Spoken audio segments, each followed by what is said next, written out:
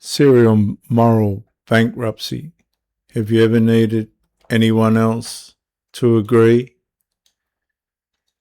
Have you ever wondered why corruption eventually stops hiding? Because corruption is never satisfied with permission. It wants validation. For a long time, the behavior survived in private, hidden, protected, managed. And you maintained two worlds, the visible world and the secret world. But serial degeneracy always grows restless. What once felt exciting eventually feels ordinary. What once felt dangerous eventually feels familiar. What once required concealment eventually demands recognition. Then the voices begin changing. One voice says, "You deserve this." Another voice says, "They would do the same if they could." Another says, "Stop feeling guilty. Guilt is weakness." Another says, "If they question you, destroy their credibility first."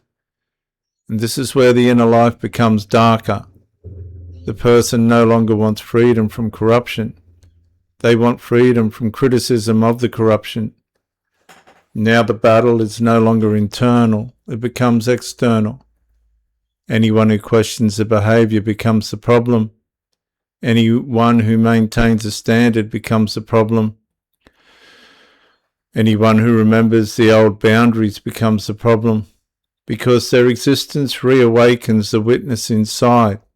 The conscience still speaks, but now it is surrounded.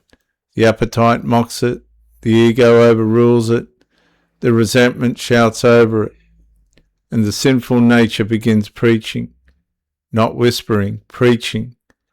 You are not wrong. You are misunderstood. You're entitled. You're a victim. You're beyond judgment. And the language changes. Reality is renamed. Sin becomes expression. Correction becomes hatred. Conviction becomes oppression. Degeneracy becomes identity. And the goal is no longer honesty. The goal is normalization, agreement, confirmation, affirmation, applause.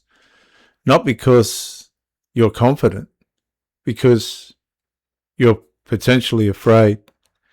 Afraid that if enough people refuse to participate, the illusion may collapse. And this is the hidden underlay of serial degeneracy.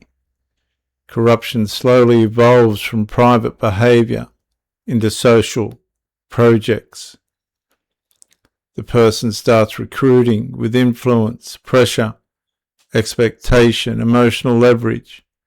They need witnesses, supporters, echoes, people willing to repeat the story, because shared delusion feels safer than solitary delusion. The ceiling fan sounds louder. A strange silence settles over the room, and for one brief moment reality appears again. The question forms, if this path is truly right, why does it require so much protection? Because truth can survive examination. Only illusion requires constant guardians. And serial degeneracy always demands more guardians.